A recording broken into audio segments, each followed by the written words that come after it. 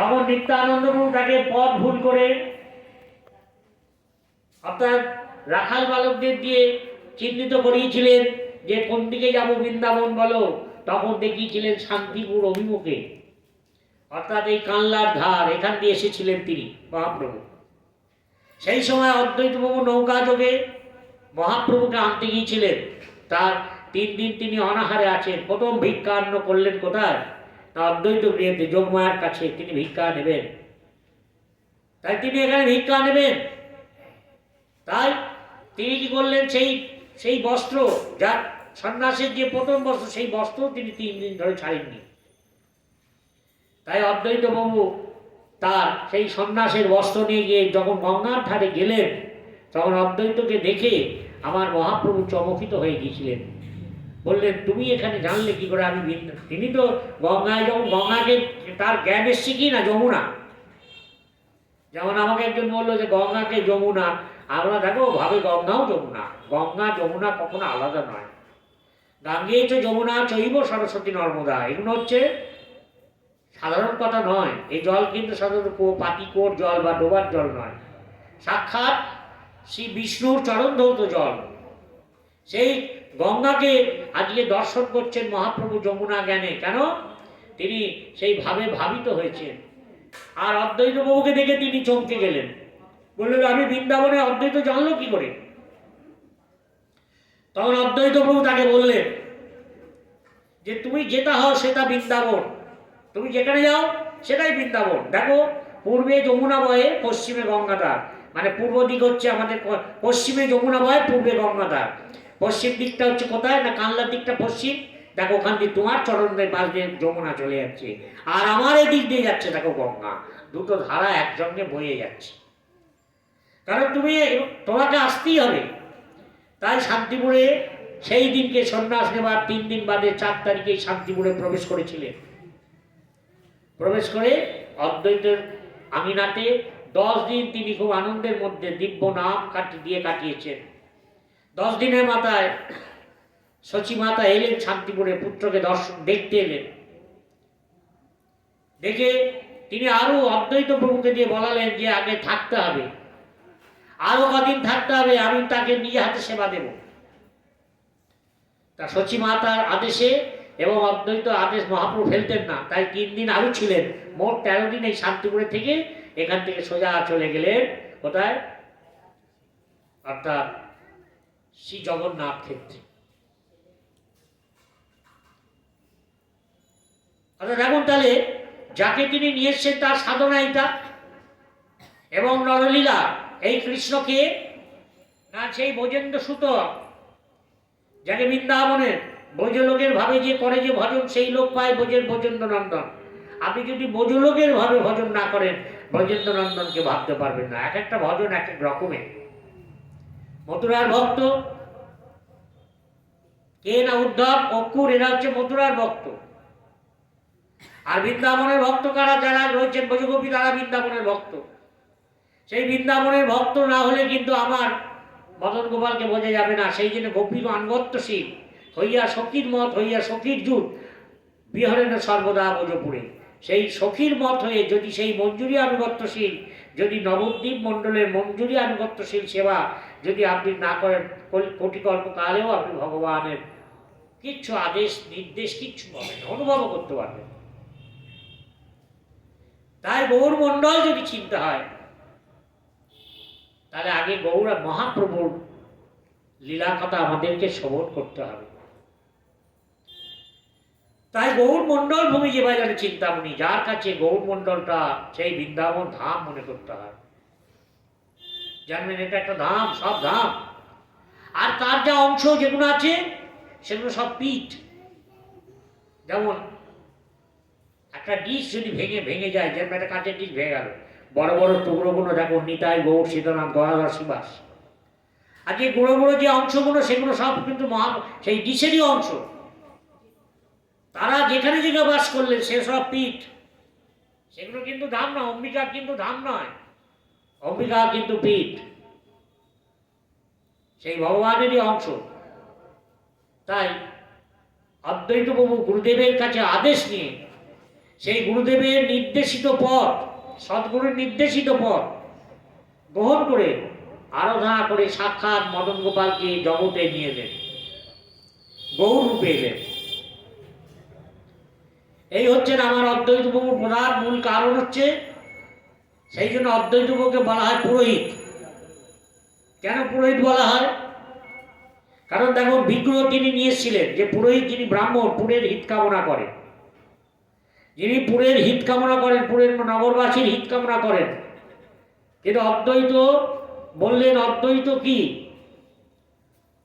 অদ্বৈত কি না শিব। শিব শব্দের অর্থ হচ্ছে মঙ্গল, জগতের মঙ্গল যেটা, সেই গোবিন্দকে প্রকাশ করানোর মূল হচ্ছেন আমার সেই অদ্বৈত। অদ্বৈত যদি না হতো, আমার গৌর সুন্দরকে আমরা পেতাম না। যদিও সেই অদ্বৈত ছিলেন মহাবিষ্ণুর অবতার, অর্থাৎ বাসুদেব কৃষ্ণ। কোন কৃষ্ণ? না দেখো, এই বৃন্দাবনে বোঝো সুন্দর যে কৃষ্ণ, সেই কৃষ্ণ হচ্ছে কোনটা?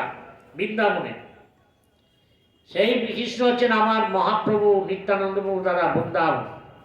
আর মথুরা অর্থাৎ আর এ কোথায়? না কুরুক্ষেত্রের যে কৃষ্ণ, বসুদেব কৃষ্ণ যেটাকে বলা হয়, সেই কৃষ্ণ হচ্ছেন আমার অদ্বৈত প্রভু। দেখবেন বসুদেব কৃষ্ণ, তাকেও মঞ্জুরি আনুগত্যশীল সেবা করতে হয়েছিল। মঞ্জুরি ছাড়া মহাপ্রভু কোনো ভক্ত মহাপ্রভুকে পায়নি। তাই বিশাখা সখীর অন্তর্গত এবং কি না তিনি মঞ্জুরি আনুগত্যশীল মদন গোপালকে সেবা পুজো করতেন, জগৎকে শিক্ষা দেওয়ার জন্য। তারা তো সাধন সিদ্ধা নয়, তারা নিত্য সিদ্ধা।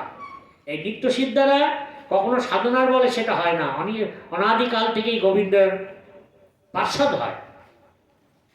সাধনার বলে যারা পায় সেটা সাধন সিদ্ধা বলা হয়। তা আমার অদ্বৈত প্রভু, এই হচ্ছে তার নরলীলা। তিনি বিবাহ করলেন, এই মদন গোপালের সেবা পুজো করলেন। করার পর গুরুদেবের আদেশে সীতাদেবীকেও দীক্ষা দিয়েছিলেন। সীতাদেবীও দীক্ষা নিয়েছিলেন মাধবেন্দ্র পুরী পাদের কাছে। দীক্ষা নেওয়ার পর মদন গোপালের সেবা পুজো করলেন। সেবা পুজো করতে করতে করতে করতে সাক্ষাৎ ভগবানকে নিয়ে এলেন। পুরোহিতের কাজ কি না, ভগবানকে আগে দেখবেন, কোনো মূর্তি আপনার বাড়িতে আসবে, পুরোহিত মশাই চক্ষুদান, প্রাণ প্রতিষ্ঠা এগুলো করেন। আমার অদ্বৈত প্রভু প্রথম আমার গৌর সুন্দরকে এনে আবাহন করে তিনি নিয়ে এলেন। পুজোর প্রথম কথা হচ্ছে আবাহন। যারা পুরোহিত তাদেরকে দেখবেন আবাহন করে, আবার ইয়াগচ্ছ ইয়াগচ্ছ ইয়া কৃষ্ণটি বলে মন্ত্র বলে। তো আবাহন করে নিয়ে এলেন, তাকে ভোগও দিলেন। দেখবেন জগতে যেখানেই আপনার মহাপ্রভু ভোগ, অদ্বৈত গৃহে ভোগ হয়। যজ্ঞ যেটা, সেটা কিন্তু এই অদ্বৈত গৃহে যজ্ঞ হয়েছিল মহাপ্রভুর আদেশে। শোনো ঠাকুরানী সীতা বৈষ্ণবাণী হয় তা কুড়ি করে করো আমন্ত্রণ। আমার সীতাদেবীকে তিনি আদেশ দিয়েছিলেন, আর ভোগের আদেশ দিলেন কোথায়? হলমঙ্গলের আদেশ কে পেলেন? আমার অদ্বৈত প্রভু। যার জন্য নামপূর্ণ কীর্তনের মধ্যে দেখবেন কোনো ভাজ্যার কথা নেই। শ্রী চৈতন্য, নিত্যানন্দ, অদ্বৈত আর সীতা। দেখবেন আমার কোনো মালিনী দেবী কি অমুক কি তমুক চারুর নাম নেই।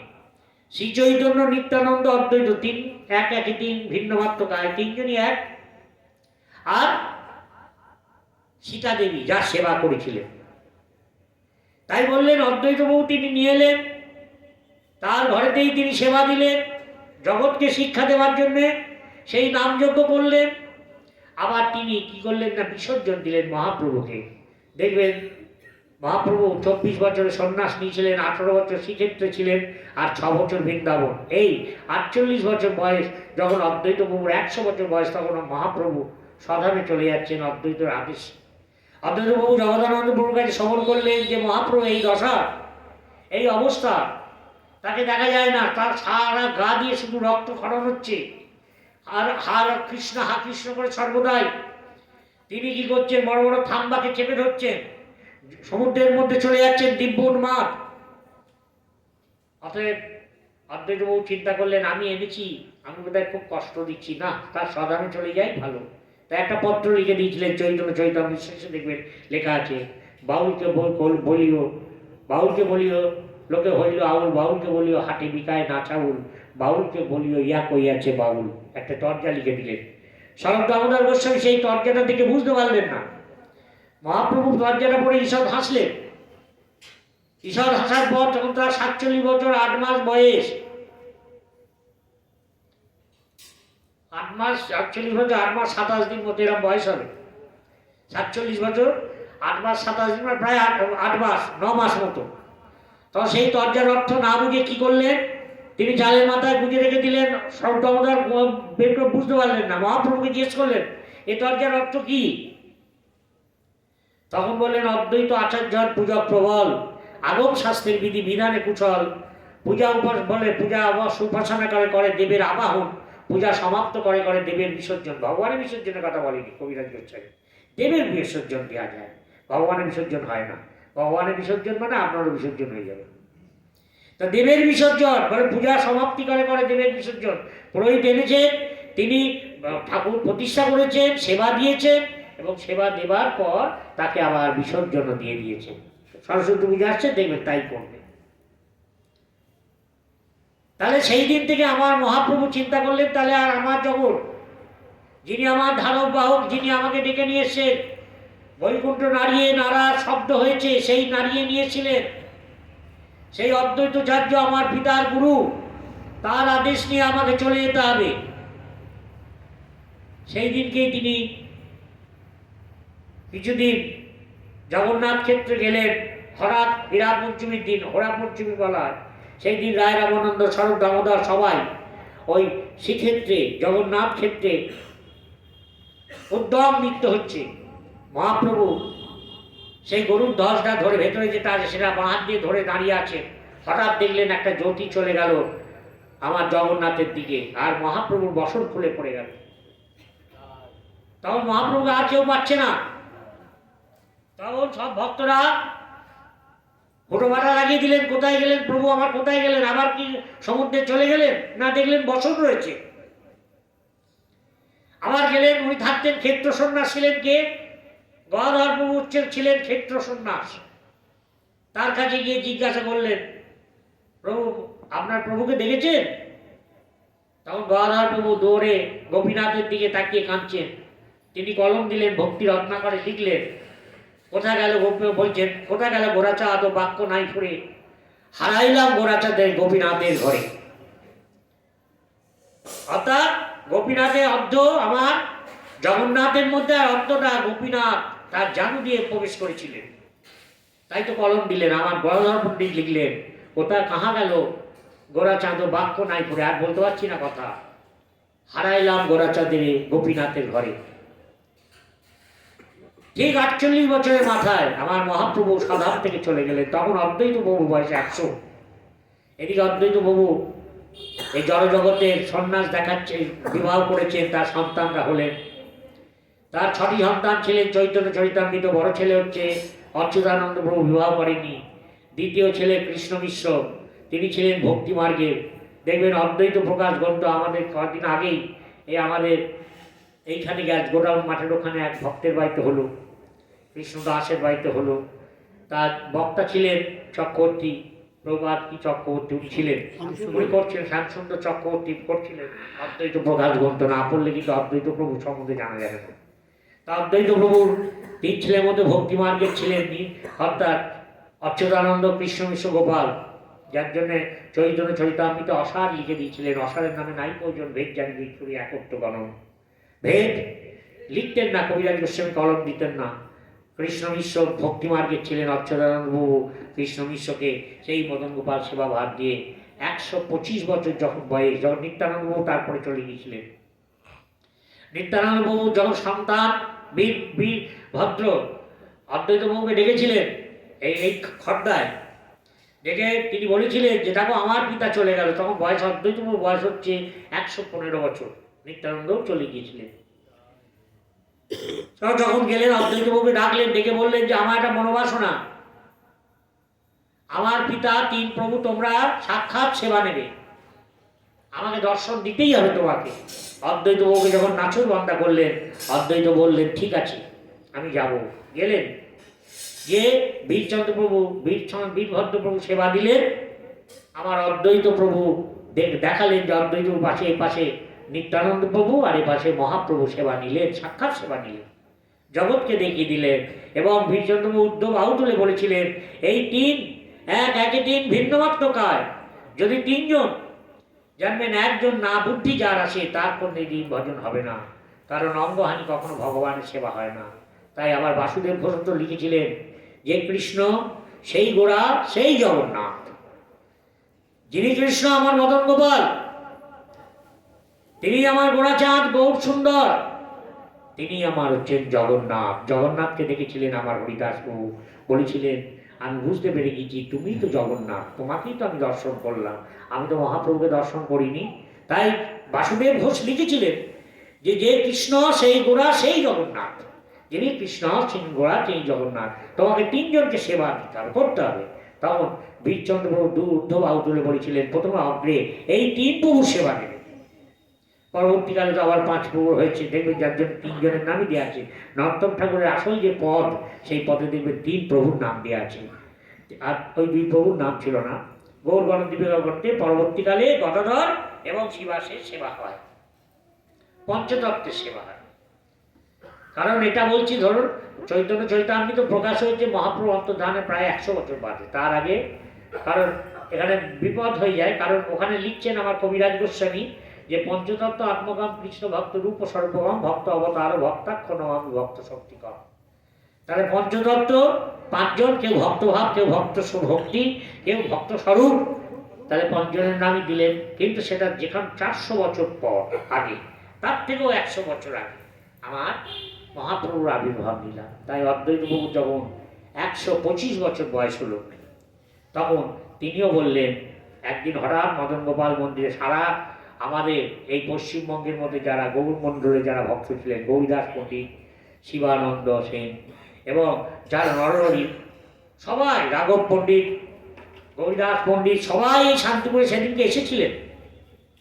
অদ্বৈত যেদিনকে, অর্থাৎ তিনি স্বধামে যাবেন, যেদিনকে মদন গোপালে বিলীন হবেন, সেই দিনকে সবাই এখানে এসেছিলেন এই শান্তিপুর ধামে। এসে উদ্ধব নৃত্য করলেন, তাতে শাস্ত্রে লিখলেন সেখানে, হঠাৎ শ্রী রাধা মদন গোপালের মন্দিরে গেলা, প্রাকৃত জনের মধ্যে প্রভু অবতার হইলা। মহাপ্রভু চলে গেলেন জগন্নাথ এবং গোপীনাথী, নিত্যানন্দ প্রভু চলে গেলেন বাঁকা রায় এবং শ্যামসুন্দরী, অদ্বৈত প্রভু চলে গেলেন আমার শ্রীমদ আর সেবিত বিগ্রহ মদন গোপালে। তাই কলম দিলেন ঈশাননগর।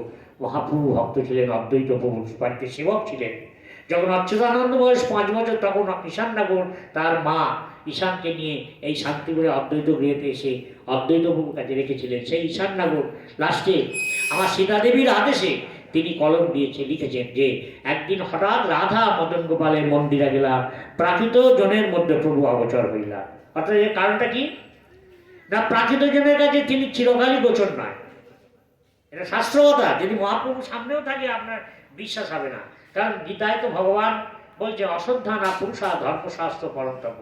অশ্রদ্ধা ব্যক্তিগণ আমাকে বুঝতেও পারে না, জানে না, তার সামনে সাক্ষাৎ দাঁড়ালেও তার বিশ্বাস হয় না। তেমনি অগোচর হলেন কাদের কাছে, বলো প্রাকৃত লোকের কাছে তিনি অগোচর। আজ নিতাই গৌরীনাথ কিন্তু প্রাকৃতের কাছে অগোচর, অপ্রাকৃত জনের কাছে তিনি গোচর, তার চক্ষুতে রয়েছে। তাই বললেন হঠাৎ রাধা মদন গোপালের মন্দিরে গেলা, প্রাকৃত জনের মধ্যে প্রভু অবতার হইলেন। আচ্ছা, প্রাকৃত জন আর তাকে দর্শন করলেন না, অর্থাৎ মদন গোপালে প্রবেশ করলেন। এই হচ্ছে তার নরলীলা। আমি সংক্ষেপে বললাম, সম্পূর্ণ তো বলা যায় না, 125 বছরের লীলা কথা 1 ঘন্টায় বলা যায় না, তবুও তার বিশেষ বিশেষ উল্লেখিত সময়গুলো বললাম, মহাপ্রভুর সাথে সম্পর্ক বললাম। তাই এখানে এই যুগে তিনি অংশ হয়ে এসছেন আমার অদ্বৈত প্রভু, কিন্তু তিনি অঙ্গ অবতার, জানবেন। কারণ অংশ হইতে অঙ্গ হয় অন্তরঙ্গ। অংশ মানে কি, আমার হাতটা যদি আমার থেকে বেরিয়ে যায়, এ হাত কোনোদিন আমার মুখে অন্ন দিতে পারবে না। কিন্তু অঙ্গটা, হাতটা আমার অঙ্গ, সেই হাতটা যতক্ষণ আমার দেহের সঙ্গে থাকবে, এই হাত আমাকে শুশ্রূষা করে, অর্থাৎ মুখে অন্ন দিতে পারে। তেমনি অদ্বৈত প্রভু তার অংশ হয়েও কিন্তু অঙ্গে ছিলেন বলে অন্তরঙ্গ হলেন। অংশ হইতে অঙ্গ হয় অন্তরঙ্গ, সেই জন্য এখানে অঙ্গলীলা বলা যাবে না, অংশলীলা বলা যাবে না, অঙ্গলীলা। তাই দুই প্রভু সেবা করে, এক প্রভু হচ্ছেন নিত্যানন্দ প্রভু, আর এক প্রভু হচ্ছেন অদ্বৈত প্রভু। এই হচ্ছে তার নরস্বরূপ লীলা। বলছেন কি নরলীলা, নরবাবু যাহার সমান। অর্থাৎ আমার গোবিন্দ যেমন নরলীলা করেছে, আমার মহাপ্রভু কিন্তু নরলীলা করে জগৎকে বুঝিয়ে দিয়ে গেলেন। এইবার ঈশ্বর চৈতন্য চরিতামৃত খুলবেন, প্রথমেই লিখছেন অদ্বৈত আচার্য সাক্ষাৎ ঈশ্বর। দেখুন, আমরা যদি ভগবান, ঈশ্বর, দেবতা না বুঝি, বস্তু নির্দেশ যদি না জানি, আমাদের ভক্তি কখনো গাঢ় হবে না। কারণ আমি একটা রাস্তা দিয়ে যাচ্ছি, আমাকে আপনি চেনেন না, কিন্তু দেখা গেল আমি একটা খুব উঁচু পোস্টে থাকি, বা একটা আমি কি বলবেন আমাকে, যখন প্রফেসর হোক, প্রিন্সিপাল হোক, আপনি মনে করলেন আপনাকে যদি পরিচয় দেয়, তখন তার প্রতি শ্রদ্ধা আপনার আসবেই, আসতেই হবে। কিন্তু আপনি যদি না চেনেন, আমি রাস্তা দিয়ে যাই, ওই সাধারণ একটা এলাকার লোক যাচ্ছে, এটাই জানে। তেমনি বস্তু নির্দেশ যদি না করেন, বস্তু সম্বন্ধে যদি আমরা না জানি, তার প্রতি শ্রদ্ধা কখনো আসে না। আদৌ শ্রদ্ধা, আগে শ্রদ্ধা আসে, তারপরে ভক্তির প্রভাব হয়। তাই আমরা ঈশ্বর, ভগবান এবং দেবতা তিনটে সম্বন্ধে আগে জানতে হবে। কাকে ঈশ্বর বলি? আমাদের সনাতন ধর্মে একটাই দোষ, আমরা ভগবান কাকে বলে আমরা জানি না। আমরা বিশ্বকর্মাকে নমস্কার করছি, ভগবান বলছি, কালীকেও বলছি ভগবান, ভগবান বলছি, ঈশ্বরই বলছি, আসলে আমরা কিছুই জানি না। ভগবান হচ্ছেন একজন। কে ভগবান? একজন হচ্ছেন তিনি কে? সৈশ্বর্য পূর্ণ ভগবান ইয়ে চৈতন্যনাথ চৌতি পরদত্ত প্রিয় পরমেয়। স্বয়ং গোবিন্দ হচ্ছেন তিনি ভগবান, এবং তার অংশ সবাই, সব দেবতারা তাদের অংশ হতে পারে। তো অংশ আর অংশ এক নয়। 100 টাকার একটা নোট আর 5 টাকার একটা নোট এক জিনিস নয়। 100 টাকার একটা মূল্য আলাদা, 5 টাকার একটা মূল্য আলাদা। যদি 100 টাকার মধ্যেই 5 টাকাটা আছে, 100 টাকা ভাঙালেন, 5 টাকা পেলেন, 10 টাকা পেলেন, 20 টাকা পেলেন, 50 টাকা পেলেন, তাহলে সব নোট কিন্তু 100 টাকার অংশ। তেমনি আমার গোবিন্দ হচ্ছেন স্বয়ং মহাপ্রভু গোবিন্দ, তারই অংশ, সবাই আমাদের তার অংশ। এটা শ্রেষ্ঠ লীলা বলা হলো কেন না? বলছেন আমাদের গৌরাবতার শ্রেষ্ঠ অবতার বলা হলো কেন? গৌরাবতার হচ্ছেন কেন শ্রেষ্ঠ বলা হলো? আপনি মদন গোপালের কাছে সর্বভুজ পাবেন না। মদন গোপালের দেখানোর ক্ষমতা নেই সর্বভুজ, কিন্তু মহাপ্রভুর আমার দেখানোর ক্ষমতা আছে। কারণ সত্যযুগে নারায়ণ, দ্বিতীয় রাম। নারায়ণ রামের মধ্যে ঢুকলে, রামের মধ্যে কটা আছে? দুটো। নারায়ণ আছেন আর রাম আছে। নারায়ণ, রাম এবং তারা ঢুকলেন কোথায়? কৃষ্ণের মধ্যে। তাহলে কৃষ্ণের মধ্যে 3 জন থাকলেন। আর আমার মহাপ্রভুর মধ্যে কি আছে?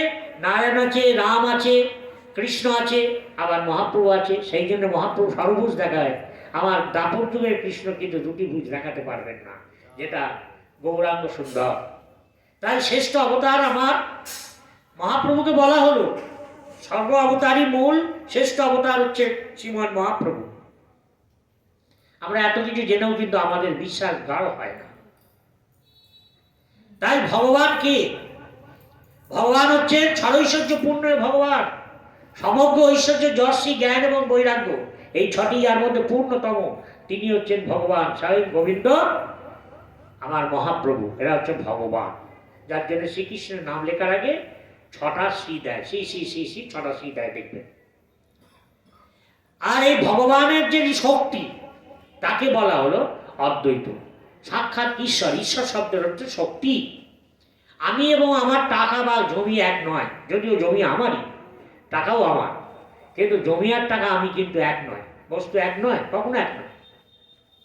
তেমনি ভগবানের যে শক্তি, সেই শক্তি আমার অদ্বৈত প্রভুর মধ্যে রয়েছে। তিনি দিলেন, তিনি অঙ্গটা, এক অঙ্গ ছেড়ে জগৎকে ছাড়লেন, তার মধ্যে শক্তি সঞ্চার করে দিলেন। যার জন্য দেখবেন চৈতন্য চরিতামৃত লিখছেন অদ্বৈত আচার্য সাক্ষাৎ ঈশ্বর, যাহার মহিমা নয় জীবের গোচর। জীব বুদ্ধিতে অদ্বৈত প্রভুকে বুঝতে পারবে না কেউ। যাহার মহিমা জীবের গোচর নয়, জীব বুদ্ধিতে অদ্বৈত প্রভুকে চিনতে পারবে না। ঈশ্বর তত্ত্বের কথা বলছি এবার। মহাবিষ্ণু সৃষ্টি করেন জগতাদি কার্য, তার অবতার শ্রী অদ্বৈত আচার্য, যিনি মহাবিষ্ণু।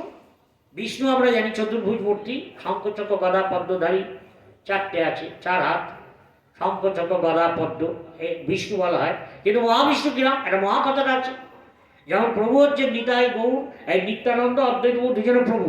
আর আমরা কিন্তু অদ্বৈত প্রভুকে মহাপ্রভু বলি, নিত্যানন্দ প্রভুকে মহাপ্রভু বলি। আর মহাপ্রভু বস্তুটাই বুঝলাম না। মহাপ্রভু হচ্ছেন গৌর সুন্দর, কি বলা হয়। অদ্বৈতকে কখনো মহাপ্রভু বলা যায় না, নিত্যানন্দ প্রভুকে কখনো মহাপ্রভু বলা যায় না। তারা প্রভু, আর মহাপ্রভু হচ্ছেন আমার কে? স্বয়ং গৌর সুন্দর। কারণ গৌর সুন্দরের দ্বিতীয় বউ অর্থাৎ আমি একটা, আমার থেকে একটা প্রথম সন্তান, ধরুন একটা প্রথম একটা আমার মতো মূর্তি বেরোলো, তাহলে কে বড়? আমি, আমার থেকে বেরোচ্ছে। কিন্তু তেমনি মাতৃজঠর থেকে যমুর সন্তান হয়, 1 সেকেন্ড হয়তো তফাৎ, কিন্তু তবুও তার মধ্যে বড় হয়। যে আগে ভূমিষ্ঠ হয় তাকে বড় বলে। মহিষ্ঠের মধ্যে 1 ইঞ্চি সফাৎ। তেমনি নিত্যানন্দ প্রভু আর আমার মহাপ্রভু কিন্তু কখনো আলাদা নয়, কিন্তু শুধু মত কি না, ভেদ কি না, বর্ণভেদ। নিত্যানন্দ প্রভু বর্ণ শ্যামবর্ণ, এই শ্বেতবর্ণ, আর আমার গৌর সুন্দরের বর্ণ হচ্ছে শ্যামবর্ণ, মানে গোবিন্দের কথা বলছি। সেই গৌরাঙ্গের কিন্তু গৌর বর্ণ। তাহলে জগন্নাথ আর বলরাম, তাহলে জগন্নাথ যদি না দেখবেন, আমার যদি নারায়ণের 2টি হাত হয়, 4টে হাত হয়, কিন্তু জগন্নাথের তো 2টো হাত, তাহলে নারায়ণ বলছি কেন? জগন্নাথ বিভক্তি হয়েছে। 2 হাতে দেখবেন জগন্নাথের 2টি হাতে শঙ্খ চক্র রয়েছে, আর বলরামের 2টি হাতে গদা পদ্ম রয়েছে। তাহলে দুটো যদি এক না হয়, আমার চতুর্ভুজ মূর্তি নারায়ণ হয় না, এক দেহ হয়ে যাবে। দেখবেন আপনি জগন্নাথ বলরাম দেখবেন যে 2টি হাতে, একটা হাতে শঙ্খচক্র থাকে দুজনে, গৌরাঙ্গ আমার জগন্নাথের হাতে, আর বলরামের হাতে থাকে গদা আর পদ্ম, শক্তিশালী। তাই 2টি শঙ্খচক্র গদাপদ্ম রূপে নারায়ণ বলছেন, তাহলে দুটোকে এক করলে তো নারায়ণ হলো। কিন্তু মহাবিষ্ণু আবার একটু আলাদা। বিষ্ণু আলাদা, আর মহাবিষ্ণু আবার কিরম না, তার 8টি ভুজ, তার হাত হচ্ছে 8টা, মস্তক হচ্ছে 4টে। কি কি না, সামনে বলছেন কি নৃসিংহ স্বরূপ, নৃসিংহ অবতার যেটা হয় এদিকে ডান দিকে, বাঁ দিকে বরাহ স্বরূপ, পেছনে চন্দ্রসদৃশ, সামনে কপিল। এই 4টে মাথা তার। তিনি কি করেন না, জগৎকে সৃষ্টি করেন। নিতাই গৌর তো ওপরে থাকেন, তিনি তো খোঁজ রাখেন না, তিনি শুধু বলে দেন। প্রধানমন্ত্রীকে আমার শান্তিপুরে আবাস যোজনা করছে, তিনি গিয়েছে আমার বাড়িটা তৈরি করে দেবেন, তিনি ওখান থেকে পাওয়ার দিয়ে দিয়েছেন, টাকা দিয়েছেন, আমার এখানকার সকলকে দিয়ে করাতে হচ্ছে। তিনি গোবিন্দ আমার সব পাওয়ার দিয়ে দিয়েছেন কাকে? অর্থাৎ সেই কৃষ্ণ, যেই কৃষ্ণ আমার কুরুক্ষেত্রের কৃষ্ণ, যার জন্য আমার কুরুক্ষেত্রের কৃষ্ণ অর্জুনকে বললেন, মমজনিত মহব্রহ্ম তস্মিন ও গর্ভম দদাম সম্ভব সত্য ভবতি তত ভবতি ভারত। হে অর্জুন, আমার কটাক্ষ দৃষ্টিতে এই পৃথিবী তৈরি হয়, তার মধ্যে জীবের আধার হয়, আমার ইচ্ছেতে এই জীব জন্মগ্রহণ করে। তাহলে তো বললেন না তো গোবিন্দের কথা। তাই এখানে চৈতন্য চৈতন্য তাই লিখছে, অদ্বৈত আচার্য সাক্ষাৎ ঈশ্বর। ঈশ্বর শব্দের কথা হচ্ছে কি না, বল বল, ভগবান শক্তি। আর ভগবান শব্দের অর্থ হচ্ছে সরৈশ্বর্যপূর্ণ ভগবান, আর দেবতারা হচ্ছে তার অংশ। ছোট ছোট পাওয়ার নিয়ে ভগবান এই পাখিত জগৎকে শাসন করে। তারা তার অন্তরঙ্গা শক্তি এবং যোগমায়া, বহিরঙ্গা শক্তি মহামায়া। আমার মহামায়ার তো দরকার নেই, বৈষ্ণবরা সেই জন্য মহামায়ের আরাধনাও করে না, কারণ তারা জানে আমার যোগমায়ের দরকার, আমার অন্তরঙ্গ। সেই যোগমায়া হচ্ছে যোগমায়া যোগেশ্বরী। দেখবেন গোস্বাই বাড়ির দুর্গা পুজো হয়, সেই দুর্গা কিন্তু এই দুর্গা নয়, সেই দশভূজার দুর্গা, যেটা দুর্গম নামক অসুরকে হত্যা করেছিলেন। এটা এই দুর্গা, এটা আমাদের দুর্গতি রক্ষা করার জন্য, অর্থাৎ না আমাদের কি না কৃষ্ণ ভক্তি লাভার্থে আমরা দুর্গা পুজো করি, সেটাকে বলা হয় কাত্যায়নী। ব্রজে কাত্যায়নী সুন্দরী পড়া, বৃন্দাবনে কাত্যায়নী পূজা হয়। সেই কাত্যায়নীকে আমার সীতা দেবী, এই কাত্যায়নী একমাত্র সব এই গোবিন্দের সব লীলাটাকে কাত্যায়নী পরিচালনা করে। যার জন্য ভগবান রাসস্থলীতে ব্রজগোপীরা বললেন, আমি তোমাদের মানে সকলকে স্বামী রূপে পাবো। গোবিন্দকে বললেন, গোবিন্দ বললেন সেই লীলা তাহলে হবে কোনি, তোমরা সকলে যোগমায়ার আরাধনা করো। কারণ যোগমায়া যদি কৃপা না করে আমাকে তোমরা পাবে।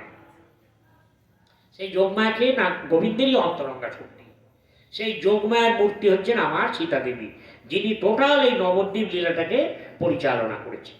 এনেছেন আমার গৌর সুন্দর, আবার পরিচালনা করেছেন। কারণ মোহ বিষয়ে গোপীগণ উপমতি ভাবে চৈতন্য চৈতামৃত লিখছেন, মোহ বিষয় কৃষ্ণ বলছেন, মোহ বিষয়ে গোপীগণ উপমতি ভাবে, গোপীরা আমাকে উপমতি মনে করে, কিন্তু আমি জানি না, কেন ভুলে থাকি তো। আমাকে যোগমায়া ভুলিয়ে রেখে দিয়েছে, নাহলে তো নাটক করা যাবে না। ধর মা সন্তান দুজনে নায়ক নায়িকা রোল করলে যদি মা সন্তান নাটকের জায়গায় মনে থাকে, তাহলে আর পাঠ করতে পারবে না। যেমন নায়ক নায়িকার যে সম্পর্ক মা সন্তানের তো সে সম্পর্ক হতে পারে না। তার নায়ক নায়িকার যদি ভুলে থাকে না থাকে, যদি সেই মা এবং পুত্র যদি ভুলে থাকে, তবেই সেই সেই যে নাটকটা করতে পারবে। তা ভগবানের লীলাটাও তো নাটক। সেই লীলাটা করার জন্য তিনি কি করেন, মোহ বিষয়ে গোপীগণ উপপত্তি ভাবে, আমিও না জানি, না জানে গোপীগণ।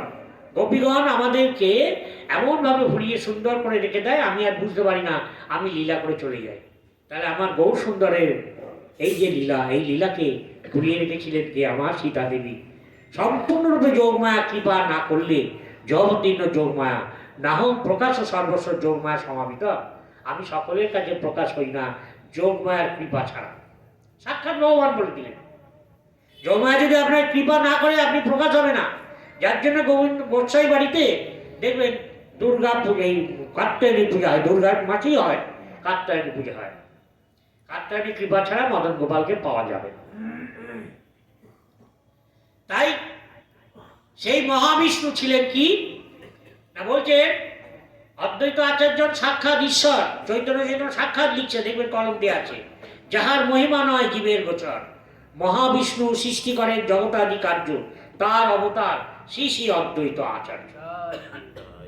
যে পুরুষ সৃষ্টি স্থিতি করেন মায়ায়, এই সৃষ্টি স্থিতি সব মায়া, কিন্তু আমরা কিন্তু মায়ার মধ্যে সংসার করি, আমরা মায়ার মধ্যের জন্য সংসার করি। সৃষ্টি স্থিতি করেন মায়ায়, অনন্ত ব্রহ্মাণ্ড সৃষ্টি করেন ইচ্ছায়, সেটা মায়ার না, সেটা ইচ্ছায়। সেই ব্রহ্মাণ্ডে, প্রত্যেক ব্রহ্মাণ্ডে তিনি প্রবেশ করেন, এক এক মুহূর্তে এক এক ব্রহ্মাণ্ডে প্রবেশ করেন। সেই পুরুষের অঙ্গ নাই কিছু অদ্বৈত একই ফিরে। সেই অদ্বৈত প্রভু হচ্ছেন কি না, তিনি তার ঐশ্বরিক শক্তি কি না, তিনি বসে আছেন গরুর পক্ষীর মাথায় ওপর বসে আছেন, চারদিকে চারটে মাথা, কৌস্তব ধারণ করে আছেন। আপনি যদি এখন রাধা গোবিন্দ, আপনি গান করছেন রাধা গোবিন্দের যুগল মিলন মহাপ্রভু, খুব ভালো কথা। যে বলরাম তিনি নিত্যানন্দ, সেটাও খুব জানি, আমরা সবাই জানি, কিন্তু আমরা মহাবিষ্ণুকে কিরম দেখতে কিন্তু জানি না। একটা কুমোর বাড়ি গিয়ে বলবে একটা মহাবিষ্ণু বলতে, সে বলবে ভাই কীরকম ভাবে হবে, মূর্তিটা দেখিয়ে দিয়ে যায়। আপনাকে একে বলে অনেক কিছু বলে তখন করে দিতে হবে। তাহলে মহাবিষ্ণু সম্বন্ধে আমাদের জ্ঞাত নেই, বস্তু নির্দেশ যদি না জানে, যার জন্য চৈতন্য চরিতামৃত মঙ্গলাচরণ বস্তু নির্দেশ। চৈতন্য চরিতামৃত পড়তে গেলে আগে মঙ্গলাচরণ বুঝতে হবে, যে আমাদের কোনটা মঙ্গল কোনটা অমঙ্গল, সম্পূর্ণটাই মঙ্গল। আর বস্তু নির্দেশ, বস্তু নির্দেশ বলতে কি, কোন প্রভুর কি ক্ষমতা, কি ভাবে তিনি লীলা করছেন, জগতে কার কি নাটক। দেখো নাটকে অনেক লোক লাগে, সবার তো সমান না, এক একজন এক একটা পরিকর। তো আমি লবণ, একটা তরকারি রাঁধতে গেলে লবণ দিতে হয়, হিং দিতে হয়, হলুদ দিতে হয়, প্রত্যেকটাই প্রয়োজন। তেমনি লীলার পরিকর যারা আছে প্রত্যেকের প্রয়োজন, কিন্তু বস্তু যদি না চেনেন, হলুদ না দিলে রং হয়নি, এটা যদি না জানেন, তাহলে কিন্তু আপনার রান্না হবে। লবণ না দিলে নুন হয়নি আপনি বলবেন, তাহলে কিন্তু আপনার রান্না হবে না। তাই বস্তুকে যদি আপনি বুঝতে না পারেন, তাহলে কিন্তু ঈশ্বর ভজনা হয় না। তাই অদ্বৈত আচার্য তিনি কি, তিনি মহাবিষ্ণুর অবতার। মহাবিষ্ণু বলে আছেন গরুর পক্ষীর ওপর, তার 8টি মাথা, চারটে মাথা, 8টা ভুজ মানে হাত,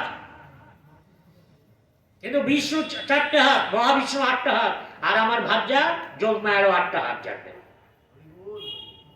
8টা হাত, তিনি বসে আছেন পাশে। তাই যখন ভগবান রূপে তার ঈশ্বর জ্ঞানে যখন তার বিচার করছেন, এই ঈশ্বরটা এতক্ষণ করছিলাম নরলীলা বললাম, এবার সেই ঈশ্বর লীলাটা এবার ঢুকেছি। এবার ধরুন সেই পুরুষ কি করেন, তিনি বসে আছেন, তিনি যেই নিঃশ্বাস ছাড়েন, আমরা যেমন নিঃশ্বাস ছাড়ি নিঃশ্বাস নিই, বোঝা যাবে না কেন, দেখুন ভাবুন কথাটা, নিঃশ্বাস যেই ছাড়লাম সঙ্গে সঙ্গে অনন্ত ব্রহ্মাণ্ড বেরোলো, গোল গোল গোল গোল গোল গোল গোল গোল নানা ব্রহ্মাণ্ড বেরিয়ে গেল। প্রত্যেক ব্রহ্মাণ্ডের মধ্যে নারায়ণ, একটা একটা নারায়ণ, তারাও নারায়ণ ঢুকলেন, সেই জলের মধ্যে শয়ন করলেন। তার নাভিপদ্ম থেকে একটা পদ্ম উঠলো, নাভির থেকে একটা পদ্ম উঠলো, পদ্মের মাথায় বসে আছেন ব্রহ্মা বিষ্ণু মহেশ্বর। এই ব্রহ্মা কিন্তু আলাদা, আমার মহাবিষ্ণু কিন্তু ব্রহ্মা। এই ব্রহ্মা কি করে, এই ব্রহ্মাকে কিন্তু কোনো দেবতারা দেখতে পায় না, মহাবিষ্ণুকে কিন্তু দেবতারা দেখতে পায় না, দেখতে পারে একমাত্র গোবিন্দ পাবে। এই মহাবিষ্ণু কর্মটা কি, ওই যে যে ইয়েগুলো ছাড়লো, প্রত্যেক ব্রহ্মাণ্ডের মধ্যে তিনি নেমে গেলেন, ঢুকে গেলেন, প্রত্যেক ব্রহ্মাণ্ডে শয়ন করেছেন। শয়ন করে কি করলেন না, প্রত্যেক ব্রহ্মাণ্ডে শয়ন করে এবার একটা করে পদ্ম বেরোচ্ছে, মাথায় ব্রহ্মা বিষ্ণু মহেশ্বর হচ্ছে। এই ব্রহ্মা বিষ্ণু মহেশ্বর কি সত্য রজতম 3 গুণের অধিকারী। যে ব্রহ্মাকে আমাদের ব্রহ্মাতলায় পূজা হয় সেই ব্রহ্মা কিন্তু আমাদের এই ব্রহ্মা নয়, ঈশ্বর কোটি ব্রহ্মা, জীব কোটি ব্রহ্মা।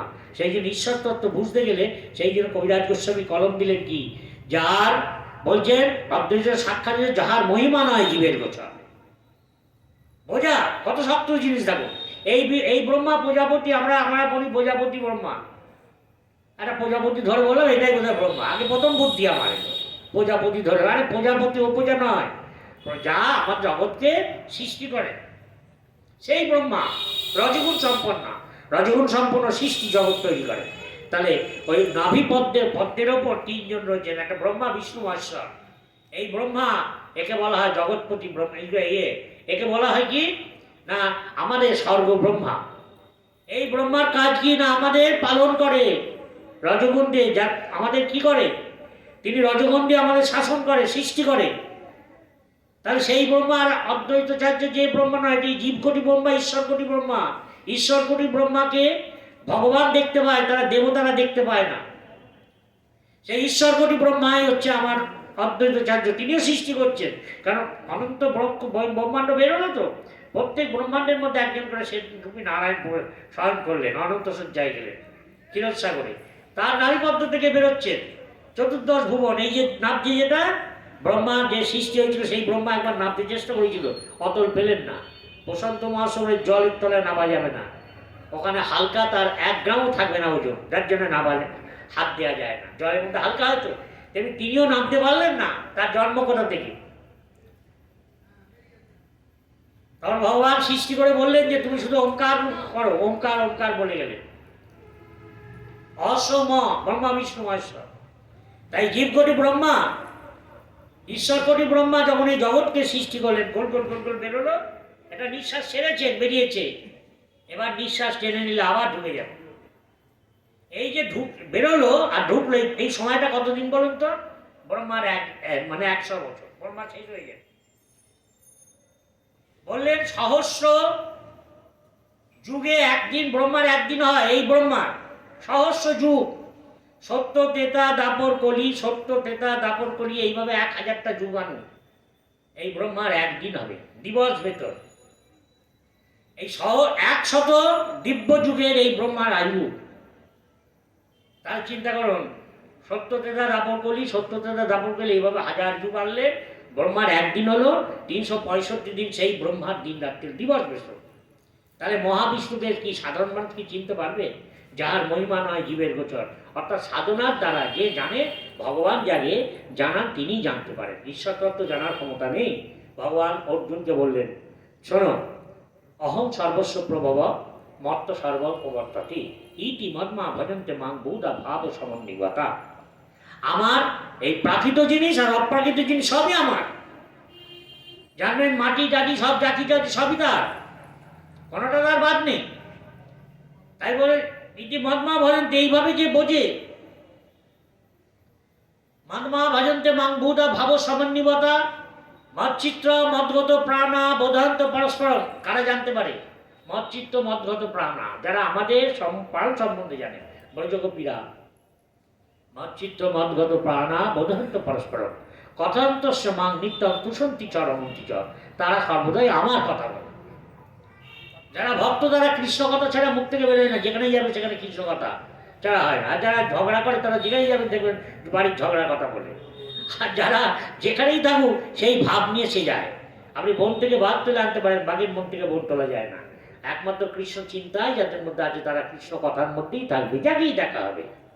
তাহলে কথান্তস্যমান তুষন্তি চ রমন্তি চ তেষাং সততা যুক্ত নাং ভজতাং প্রীতিপূর্বকম দদামি বুদ্ধিযোগম তং জ্ঞানমাম উপজান্তিতে।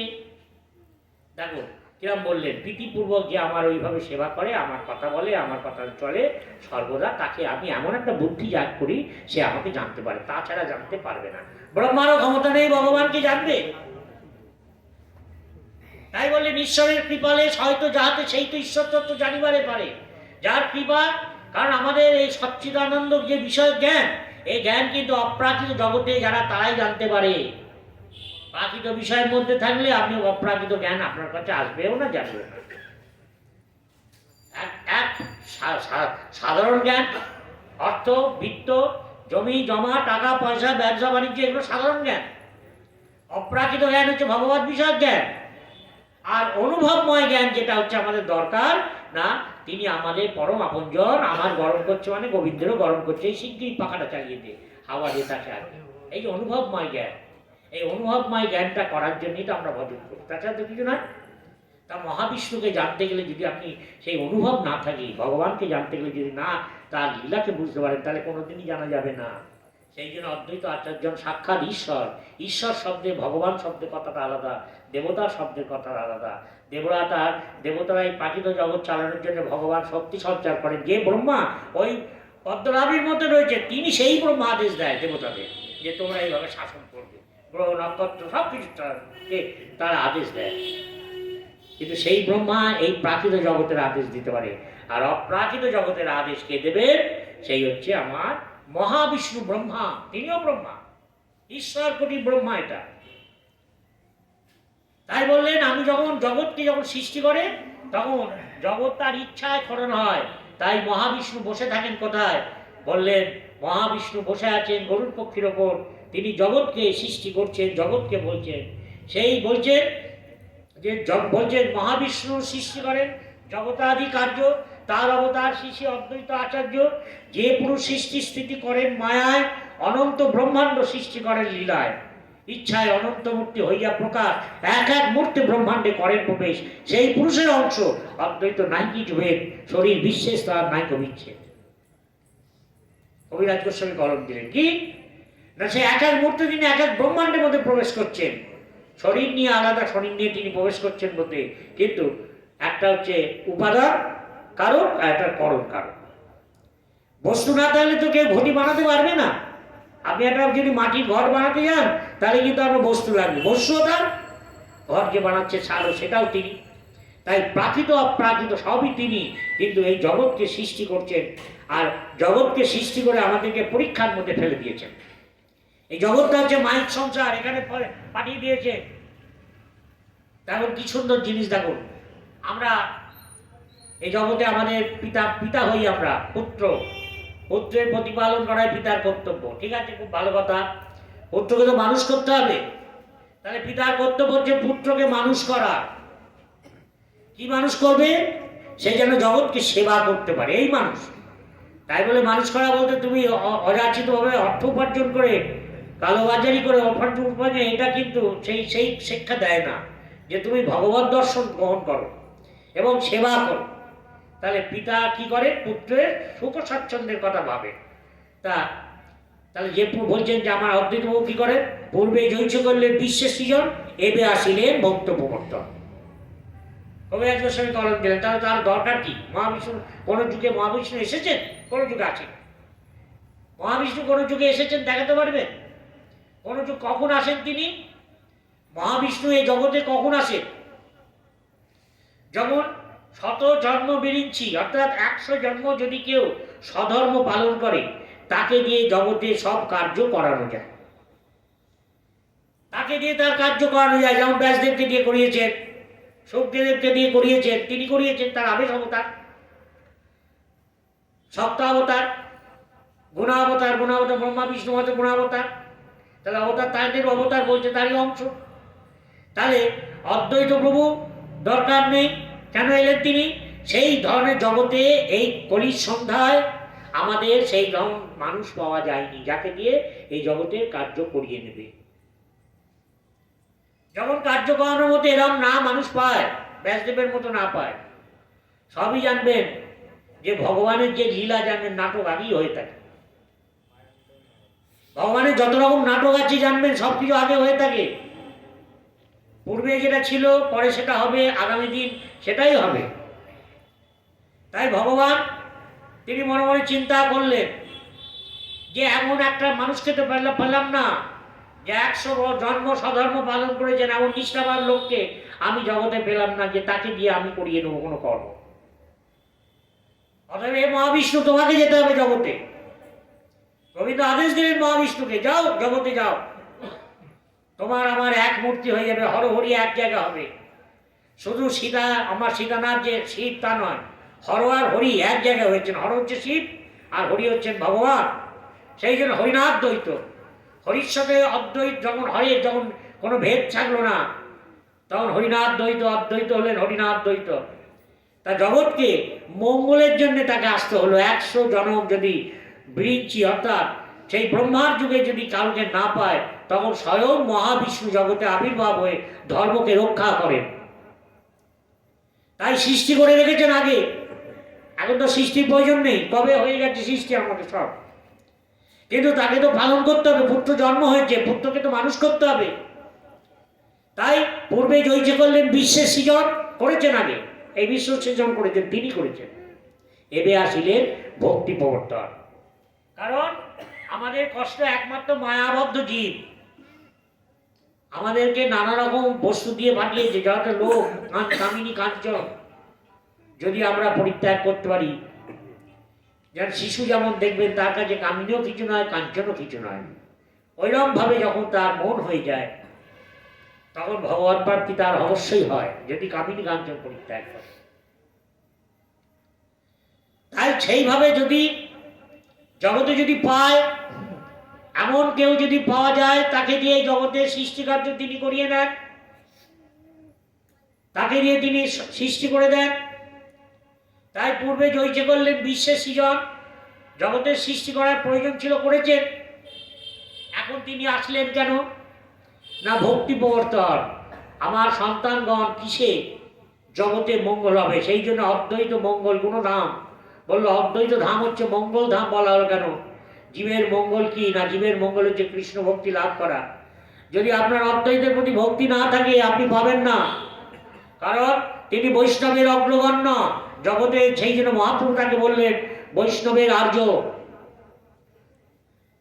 আর্য হচ্ছে স্বয়ং গুরুদেব, তার পূর্বে সেই লীলাই আছে। দেখুন অদ্বৈত যেখান থেকে আমরা বলি না যে সেই লীলা, এই লীলা একই, কিন্তু অদ্বৈত প্রভুর যে পূর্বপুরুষ তারাও সেই গুরুবর্গই ছিলেন। নারায়ণের পুত্র ব্রহ্মা, ব্রহ্মার পুত্র অঙ্গিরা দেখবেন আছে। অদ্বৈত লীলা শতকম আর আমাদের যে গুণপঞ্জিকা যেগুলো আছে তাতেও এই লেখা কলম দেওয়া আছে। নারায়ণের পুত্র ব্রহ্মা, ব্রহ্মার ছেলে অঙ্গিরা, অঙ্গিরার ছেলে কি বৃহস্পতি, যে যিনি দেবতাদের গুরুদেব ছিলেন, শুক্রাচার্য এবং বৃহস্পতি। বৃহস্পতির ছেলেকে ভরদ্বাজ, ভরদ্বাজের ছেলে হচ্ছে দ্রোণাচার্য। এই দ্রোণাচার্য, কৃপাচার্য, এরা কারা না অদ্বৈত পূর্বপুরুষ। এই কুরুক্ষেত্রের যুদ্ধে আমার গোবিন্দের পার্শ্বদে, যদিও যুদ্ধটা দেখাচ্ছি, সেই পার্শ্বদে লীলা করছেন সেই গুরুদেব দ্রোণাচার্য, কৃপাচার্য। সেই রক্ত থেকেই তো নেমে এসছেন আমার অদ্বৈত প্রভু নরলীলাতে, আর ঈশ্বর লীলাতেও তাই। তাই মহাবিষ্ণু সৃষ্টি করেন জগতাদি কার্য, তার অবতার শ্রী শ্রী অদ্বৈত আচার্য। যে পুরুষ সৃষ্টি স্থিতি করেন মায়ায়, মায়ার দ্বারা ইক্ষণ করে জগৎকে সৃষ্টি করেন। মায়া না থাকলে আবার জগৎ সৃষ্টি হবে না। যে পুরুষ সৃষ্টি করেন মায়ায়, অনন্ত ব্রহ্মাণ্ড করেন লীলায়, ইচ্ছায় অনন্ত হইয়া এক মুহূর্তে করেন, এক এক মুহূর্তে ব্রহ্মাণ্ডে করেন প্রবেশ। সেই পুরুষের অংশ, তাকে পুরুষ বলা হলো। তাহলে ভগবান, পুরুষ, ঈশ্বর আর দেবতা, এই চারটেকে আগে মানুষকে মানতে হয়। পুরুষ কারা না কারণোদ্দেশায়ী পুরুষ, কারণ সমুদ্রে এলেন যিনি, তিনি কারণোদ্দেশায়ী পুরুষ। তার নাভি থেকে যেটা বেরোচ্ছেন সেটা হিরণ্যোদ্দেশায়ী পুরুষ, হিরণ্যগর্ভ। দেখবেন আমাদের যখন নারায়ণ পুজো কথা হিরণ্যগর্ভের কথা বলা হয়, হিরণ্যগর্ভদায়ী পুরুষ, তিনিও পুরুষ। আবার তার থেকে যখন বেরোচ্ছে তিনি কোন পুরুষ না পয়োদ্দশায়ী পুরুষ, যেটা জীবের মধ্যে ঢোকেন। তাহলে এক ইক্ষণ করলেন জগৎকে সৃষ্টি করলেন, ব্রহ্মাণ্ড সৃষ্টি করলেন, আর এক ইচ্ছায় অনন্ত ব্রহ্মাণ্ড তৈরি মধ্যে প্রবেশ করলেন, আর এক ইচ্ছাতে জীবের মধ্যে অন্তর্যামী রূপে ঢুকে গেলেন। তাই বললেন যে মমই বাংশ জীবলোকে জীবভূত সনাতন মনষষ্ঠী ইন্দ্রাণী প্রকৃতি স্থিতি কর্ষতি। আমার জীব, আমার জীব আমারই অংশ, কিন্তু লাদিনী সত্তার জীব যারা ব্রজবাসী তারা হচ্ছে লাদিনী সত্তার জীব। আর যারা সেই বদ্ধজীব কে না বদ্ধজীব কি না, জীবকে দুই ভাগে বিভক্ত করলেন, একটা বদ্ধ, একটা হচ্ছে মুক্ত জীব। যদি আমার সেই ঈশ্বর আরাধনা করে, আবার সাধনা করে, তাহলে সে মুক্ত হয়ে যায়। কাম ক্রোধের দাস হইয়া তাল লাতিকায় ভূমিতে ভূমিতে কোনো সাধুবদ্ধ পায়, তার উপদেশ মধ্যে পিছাসি বলায় কৃষ্ণ নিকটে যায় কৃষ্ণকে পায়। অর্থাৎ সেটা কে? না স্বয়ং গুরুদেব। গুরুদেব তাকে কি করবেন? সেই দিব্য জ্ঞান তাকে দান করবেন যে তুমি কৃষ্ণ ভজন করো, কৃষ্ণ নাম করো। আমার অদ্বৈত প্রভু সেই কৃষ্ণ ভজন করা, শ্রী শ্রী শ্রী নাম করার কথা বললেন বলে অদ্বৈত প্রভু তাকে নাম দিলেন কি না, বললেন যে এই জগৎকে তিনি সৃষ্টি করলেন, আবার জগতে তিনি ভক্তি সঞ্চার করে জগৎকে আনন্দশীল জগৎ মঙ্গলাদ্বৈত, মঙ্গল গুণধাম, মঙ্গল চরিত যার, মঙ্গল তার নাম। অর্থাৎ এই মঙ্গল শব্দ অদ্বৈত প্রভুর আরেক নাম হচ্ছে মঙ্গল। শিব এবং হরিহর দুটো একই জায়গায় হয়ে আমার অদ্বৈত প্রভু জগতে প্রকাশ হয়ে বিদ্যমান হয়েছিলেন। এই শান্তিপুর ধামে এসে তিনি লীলা করেছিলেন, এই শান্তিপুর ধামে লীলা করেছিলেন। তার আবির্ভাব তিথি আগামী। আমাদের এই জড়জগতের যে আবির্ভাব, সেই আবির্ভাব লীলা হচ্ছে 4 ফেব্রুয়ারি 21 মাঘ, আমরা জানি এইটা। কিন্তু আবির্ভাব সর্বদাই হয়ে আছে। অপ্রাকৃত জনের কাছে অদ্বৈত ভবনও কি হয়তো অগোচর হয় না, তার কাছে গোচরই আছে। তাই এখনো সেই লীলা করে গোরা রায়, কোনো কোনো ভাগ্যবান দেখিবারে পায়। এখনো সেই লীলা করে আমার অদ্বৈত প্রভু, কোনো কোনো ভাগ্যবান দেখতে পায়। দেখতে গেলে আপনার ভক্তি চক্ষু দিতে হবে। ভগবানকেও কিন্তু জানবেন, ভক্তি চক্ষু না হলে কিন্তু গোবিন্দের লীলাকে আস্বাদন করতে পারতেন না। আপনি ভগবান বলেই যে তিনি সব কিছু পেয়েছেন তা কখনোই নয়। যখন আমার সেই গোবিন্দ এলেন, অর্থাৎ সেই শ্রীধাম বৃন্দাবন থেকে এলেন, আশ্রয় করে এলেন। কার আশ্রয় করলেন? রাধারী ভাবকে আশ্রয় করলেন, গুরুকে আশ্রয়। রাধারী তার নটগুরু, অর্থাৎ সেই গুরুকে আশ্রয় করে জগতে তিনি আস্বাদন করলেন। এবার হয়েছে সেই যুগে তিনি ছিলেন বিষয়, এই যুগে তিনি আশ্রয়। সেই আশ্রয় দাতা আমার অদ্বৈত প্রভু। সেই জন্য জগৎকে বলা হলো জগৎ অদ্বৈত ধাম, অদ্বৈত গুণধাম, অদ্বৈত মঙ্গল, অদ্বৈত মাত্রকাম। যিনি জগতের আর্য, সেই সেই প্রভু আমার অদ্বৈত আচার্য। জয় জয় নিতাই গৌর সীতানাথ। এরপরে আবার আমাদের একটু অধিবাস আছে, সময় হয়ে গেছে। অদ্বৈত প্রভু সম্বন্ধে বলার অধিকার ক্ষমতা আমার জানা নেই, তবে যেটুকুনি শুনি ভক্তদের কাছে তাই আপনাদের কাছে আস্বাদন করলাম। এবার আমরা একটু অসুবিধা কই আছে,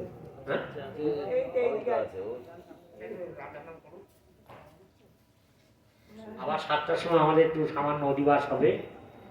আপনারা সকলেই থাকবেন একটু।